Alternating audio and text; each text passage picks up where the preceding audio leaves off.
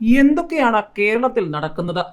മുഖാമുഖം പരിപാടിയിൽ അവതാരകയോട് ക്ഷുഭിതനായിരിക്കുകയാണ് മുഖ്യമന്ത്രി.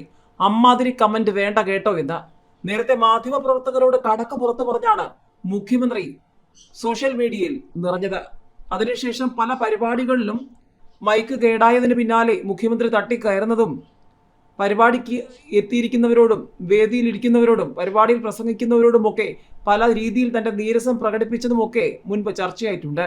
ഇപ്പോൾ നവകേരള സദസ്സിന്റെ തുടർച്ചയായി ന്യൂനപക്ഷ വിഭാഗങ്ങളുമായുള്ള മുഖാമുഖം പരിപാടിയിൽ അവതാരകയോട് ക്ഷുഭിതനായിരിക്കുകയാണ് മുഖ്യമന്ത്രി പിണറായി വിജയൻ. ഈ പരിപാടിയുടെ ഉദ്ഘാടനം നിർവഹിച്ചത് അറിയിച്ചുകൊണ്ട് അവസാനിപ്പിക്കുന്നു.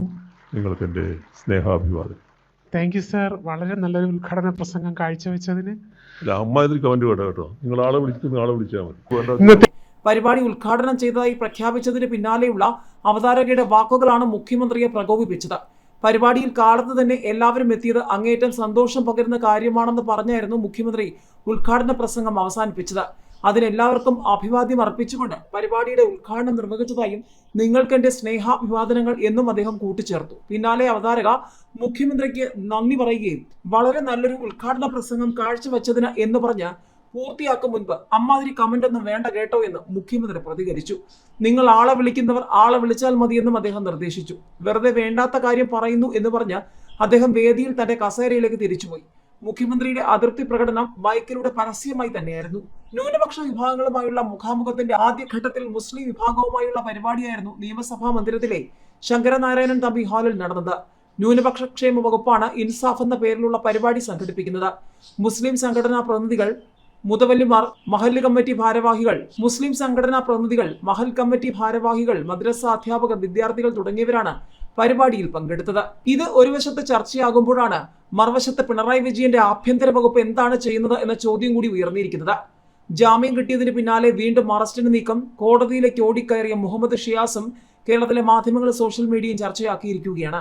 നേര്യമംഗലത്ത് കാട്ടാന ചവിട്ടിക്കൊന്ന ഇന്ദിരയുടെ മൃതദേഹവുമായി പ്രതിഷേധിച്ച കേസിൽ മൂവാറ്റുപുഴ MLA മാത്യു കുഴൽനാടനൊപ്പം കോടതി ജാമ്യം അനുവദിച്ച എറണാകുളം DCC പ്രസിഡന്റ് മുഹമ്മദ് ഷിയാസിനെ വീണ്ടും അറസ്റ്റ് ചെയ്യാൻ പോലീസിന്റെ നീക്കം.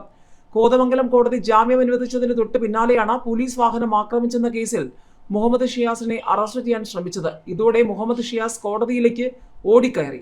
സ്ഥലത്തുണ്ടായിരുന്ന കോൺഗ്രസ് പ്രവർത്തകരും മുഹമ്മദ് ഷിയാസിനെ പിടികൂടാനുള്ള പോലീസിന്റെ ശ്രമം തടഞ്ഞ് രംഗത്തെത്തി. തുടർന്ന് കോടതി അന്വേഷണ ഉദ്യോഗസ്ഥനെ വിളിപ്പിച്ചു. സ്ഥലത്ത് സംഘർഷാവസ്ഥ നിലനിൽക്കുകയായിരുന്നു. ഇവർക്ക് പുറമെ കേസിൽ പ്രതികളായ മറ്റ് 14 പേർക്കും കോടതി ജാമ്യം അനുവദിച്ചിരുന്നു. തിങ്കളാഴ്ച രാത്രിയോടെ അറസ്റ്റ് ചെയ്ത മാത്യു കുഴൽനാടനും ഷിയാസിനും കോടതി ഇടക്കാല ജാമ്യം അനുവദിച്ചിരുന്നു. ഇവരുടെ ജാമ്യാപേക്ഷകളിൽ വാദം കേട്ട കോടതി ഇടക്കാല ജാമ്യം നീട്ടി നൽകിയ ശേഷം വിധി പറയുന്നത് ഇന്നത്തേക്ക് മാറ്റിവെച്ചിരിക്കുകയായിരുന്നു. തുടർന്നാണ് ജാമ്യം അനുവദിച്ച് ഉത്തരവിട്ടത്. റോഡ് ഉപരോധവുമായി ബന്ധപ്പെട്ട് ഡീൻ കുര്യാക്കോസ് MP, മാത്യു കുഴൽനാടൻ MLA, ഷിബു തെക്കുംപുറം എന്നിവരെയും പ്രതി ചേർത്തിരുന്നു. മാത്യു കുഴൽനാടനാണ് ഒന്നാം പ്രതി. ഇതിനിടെ കേരളത്തിൽ എക്സ്ട്രീം സാഹചര്യമില്ല എന്ന് കളക്ടർ പറയുകയാണ്. ചർച്ച വീണ്ടും പരാജയം, നിലപാടിൽ ഉറച്ച് അബ്രഹാമിന്റെ കുടുംബം എന്നുള്ള വാർത്തകളും കേരളത്തിലെ മാധ്യമങ്ങൾ ചർച്ചയാക്കിയിരിക്കുകയാണ്. കോഴിക്കോട് കക്കയത്ത് കാട്ടുപോത്തിന്റെ ആക്രമണത്തിൽ കൊല്ലപ്പെട്ട അബ്രഹാമിന്റെ കുടുംബവും സംയുക്ത സമരസമിതി അംഗങ്ങളും ജില്ലാ കളക്ടറുമായി നടത്തിയ 2ാം ഘട്ട ചർച്ചയും പരാജയപ്പെട്ടു. കാട്ടുപോത്തിനെ വെടിവെച്ചു കൊല്ലാനുള്ള എക്സ്ട്രീം സാഹചര്യമില്ലെന്ന് കളക്ടർ അറിയിച്ചതായി DCC പ്രസിഡന്റ് വ്യക്തമാക്കി.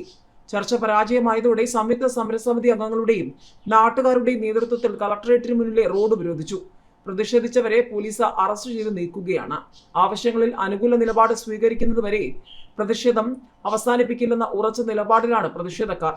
ഇതിനിടെ കടമെടുപ്പ് പരിധി കേസിൽ കേരളത്തിന് ആശ്വാസവുമായി സുപ്രീം കോടതി ഇടപെടൽ. നിബന്ധനകളില്ലാതെ കേരളത്തിന് 13,608 കോടി കടമെടുക്കാനുള്ള അനുമതി നൽകാൻ കേന്ദ്രത്തിന് സുപ്രീം കോടതി നിർദ്ദേശം.